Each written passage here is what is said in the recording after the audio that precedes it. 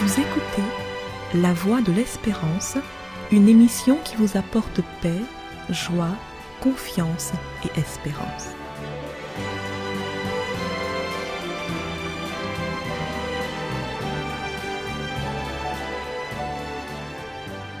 Chers auditeurs, bonjour. Merci d'être à l'écoute pour partager ce nouveau numéro de votre émission La Voix de l'Espérance. Aujourd'hui, La Voix de l'Espérance nous appelle à ne pas nous isoler. Il nous faut reconnaître que tous les êtres vivants sont impliqués dans des relations d'interdépendance et d'entraide. Les êtres humains que nous sommes ne vivent que parce qu'ils appartiennent à un immense réseau de relations. Et ce réseau ne se limite pas seulement à l'espèce humaine, il englobe aussi les autres éléments de la nature. Pour assurer sa survie physique, l'homme doit au moins respirer. Il ne suffit pas de respirer, mais faut-il encore inhaler le bon fluide gazeux. C'est pour cela que notre atmosphère est composée de 21% d'oxygène. Est-ce l'homme qui produit l'oxygène dont il a besoin tout seul? Non, absolument pas. D'après les spécialistes en la matière, les océans sont les premiers responsables du renouvellement de l'oxygène de l'atmosphère. C'est l'océan le premier producteur de dioxygène et aussi le plus grand recycleur de gaz carbonique. Nous avons besoin de l'océan et des forêts pour produire de l'oxygène, ce qui montre que l'homme ne peut pas se suffire à lui-même pour exister. Nous avons aussi besoin des légumes, des fruits, pour obtenir de l'énergie. En bref, nous dépendons d'une infinité d'espèces pour nous assurer l'air, l'eau, les nutriments, les matériaux que nous utilisons pour nos lieux d'habitation. L'homme ne peut pas vivre seul et en dehors de la planète. L'homme ne doit pas s'isoler. Même quand l'homme va séjourner dans l'espace, c'est toujours de la Terre qu'il part et avec des matériaux tirés de la Terre. L'homme a définitivement besoin de ses semblables, mais aussi de la biodiversité que Dieu a instituée sur Terre.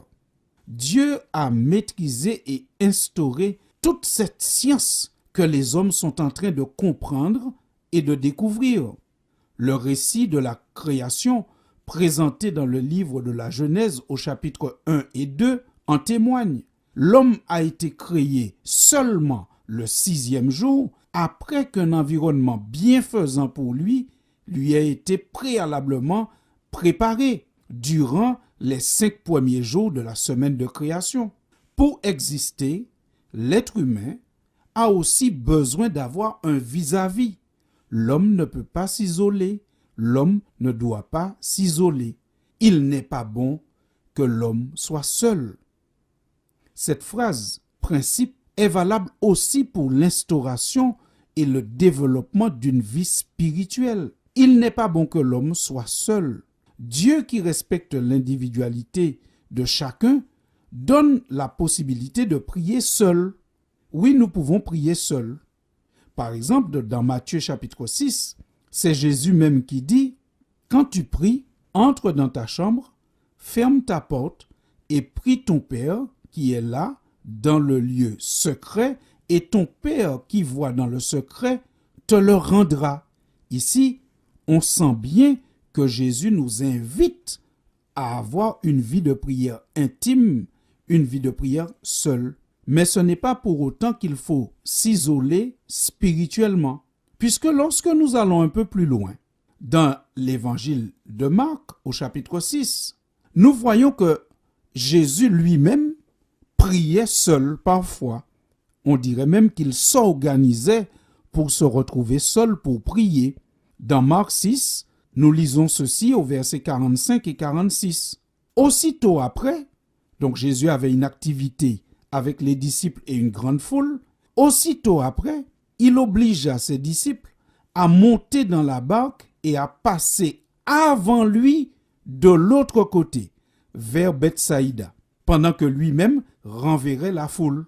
Quand il l'eut renvoyé, il s'en alla sur la montagne pour prier.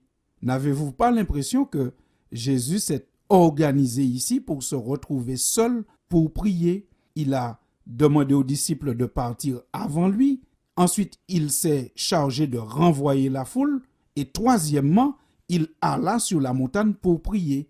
Il s'est organisé pour être tout seul pour prier. Mais notez que si Jésus priait seul, il aimait aussi la compagnie de ses disciples, des apôtres, pour prier. Nous lisons cela dans l'évangile de Luc au chapitre 9, au verset 28. La Bible dit, environ 8 jours après qu'il eut dit ces choses, Jésus prit avec lui Pierre, Jean et Jacques, et il monta sur la montagne pour prier. Vous sentez l'équilibre dans la vie spirituelle de Jésus? Il s'organisait pour avoir des moments de prière seul. Il priait tout seul, mais il priait aussi en compagnie de ses disciples. Il nous invite à prier tout seul, en introduction du Notre Père, mais il nous invite aussi à partager notre vie de prière avec d'autres. Prenez l'exemple de l'apôtre Pierre. Dans le livre des Actes au chapitre 12, il nous est dit que Pierre a eu besoin de la prière des autres. Acte 12 au verset 5, Pierre donc était gardé dans la prison et l'Église ne cessait d'adresser pour lui des prières à Dieu.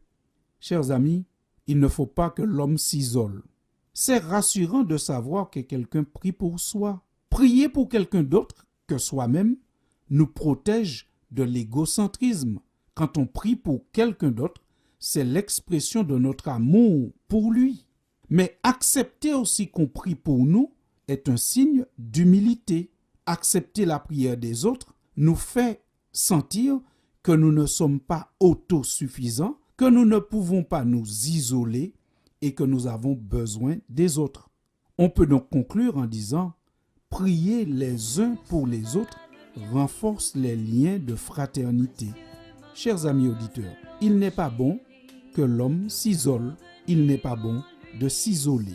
Nous dépendons des autres, nous dépendons de la nature que Dieu a créée pour notre vie physique, mais nous avons aussi besoin de relations avec les autres pour notre vie spirituelle. Il n'est pas bon que l'homme s'isole. Prions les uns pour les autres. Prie pour moi, je prierai pour toi. Prie que Dieu nous garde dans tous ses voies. Mon ami, prie pour moi, je prierai pour toi. Et un jour son amour nous ramènera. Oh, oh, oh. Prie pour moi, je prierai pour toi. Prie que Dieu nous garde dans tout. C'était La Voix de l'Espérance, une émission préparée par l'Église adventiste du 7e jour. Si vous désirez avoir une copie de la causerie d'aujourd'hui, demandez-la. Elle vous sera donnée gracieusement. Écrivez à La Voix de l'Espérance, boîte postale 169 97 324, Cayenne, CEDEX, ou téléphonez au 0594 25 64 26. Merci chers auditeurs et à bientôt.